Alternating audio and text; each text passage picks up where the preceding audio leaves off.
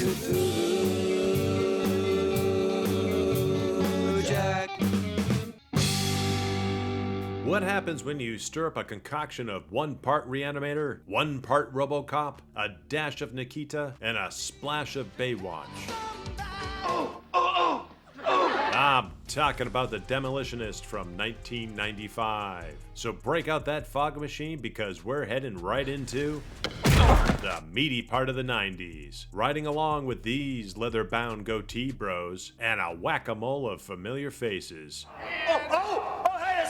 With more Dutch camera angles than an episode of The Love Boat Meets Titanic, we join Susan Tyrrell, who chews scenery faster than a beaver in heat, with the best of them as Mayor Grimbaum. I'm doing a press conference, not Othello. Would you blend this? Who's up for re-election, and with guns no longer available to the public under the Civil Unrest Amendment, this should be a clean sweep. Problem is, Richard Grieco, who's Mad Dog Byrne and his brother we're gonna call Piss Take, who loves reading Fangoria magazine and watching old movies, are waiting to be broiled in the electric chair for a murder rap using guns. We're the first criminals to be convicted under the city's controversial anti-firearms amendment. Father Jack Nance is seeing them off. Well, you might contemplate the nature of your crimes. They manage to escape, with brother Piss Take electrifying himself from Reggie Bannister's urine.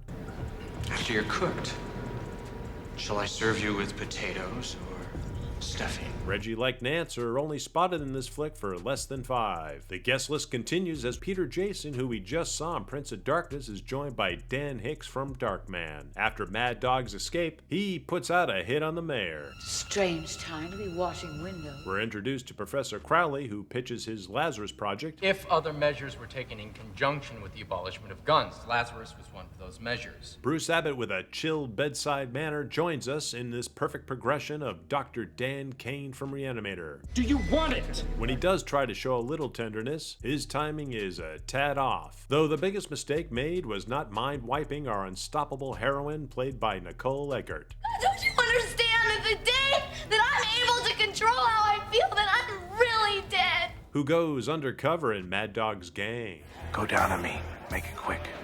With the mayor now convinced after the attempt on her life, I'm greenlining Lazarus as of now. we just need someone from that sample buffet in order to roll out this experiment. Makeup effects artist and stuntman Tom Savini is Mad Dog's goatee bro. Once Grieco gets the call, look at that cell phone. What they need is a cellular phone from Radio Shack. Classic analog. There's a rat on board. Once Nicole and hubby are discovered by poking a lit cigarette in her eye, yanking out a surveillance camera, Call me Snake. Snake Plissken joins in as we enter another laborious scene of Mad Dog yelling and smoking, while playing a game of pass the firearm around. Hubby becomes a vegetable and Nicole is displayed like a billboard on Sunset Boulevard. Now with Professor Crowley having his new test bunny, I've been commissioned to create a soldier of justice.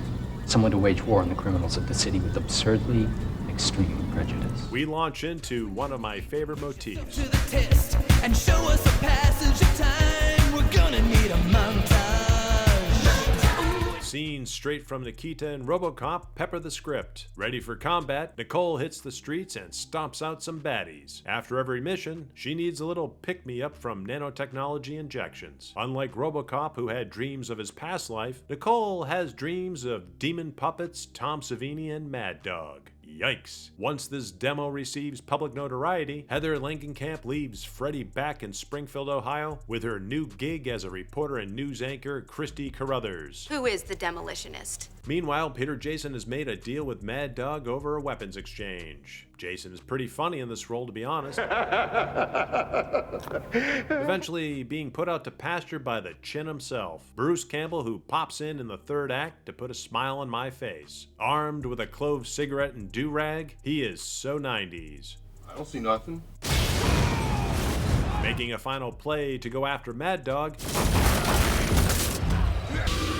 Nicole disrupts Snake Plissken's plans to blow the mayor to the moon. In the end, she manages to melt away Mad Dog's extra pounds in epic fashion. The Demolitionist is a culmination of buddies getting together to make a movie. If this suffers from anything, it's the lack of budget. That being said, they stretch the almighty dollar between the quasi-tech stuff, amount of firepower used, motorcycle stunts, and costuming. The characters are fun to watch, even if the story is derivative of other tropes that were heavily around at the time. Nicole Eggert does a stand-up job kicking ass and taking names. She never really overextends her capabilities and is fun to watch in this forgotten B grade. Until next time. Am I like really shiny? Thank you to our YouTube members and everyone out there for your continued support. And Hail Cthulhu!